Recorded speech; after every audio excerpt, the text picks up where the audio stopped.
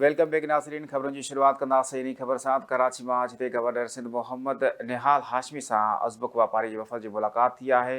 नोवई reason के governor नोरमत तिरसानोफ की अगवाणी में अज़बक वापारी वफ़द गवर्नर सिंध से मुलाकात कई। गवर्नर सिंध निहाल हाशमी तरफा अज़बक ऐं सीड़पकारन के पाकिस्तान ख़ास तौर पर सिंध में सीड़पकारी की आच कई वई। धाबे की स्पेशल इकनॉमिक ज़ोन समेत टेक्सटाइल ज़रात में सीड़पकारी जा मौक़ा मौजूद हैं। निहाल हाशमी जो चवण है तो मैन्युफैक्चरिंग लॉजिस्टिक तवानाई के शोबन में गरियल मौक़ा मौजूद आहिनि। नोवई रीजन के गवर्नर तरफा निहाल गवर्नर सिंध निहाल हाशमी के ताशकंद के दौरे की दावत ॾिनी जेका हिन क़बूल करे वरिती आहे। हुकूमत इकनॉमिक ज़ोन्स में सीड़पकारी के मुकम्मल सहूलतूं फ़राहम करे पई, गवर्नर सिंध जो चवण है।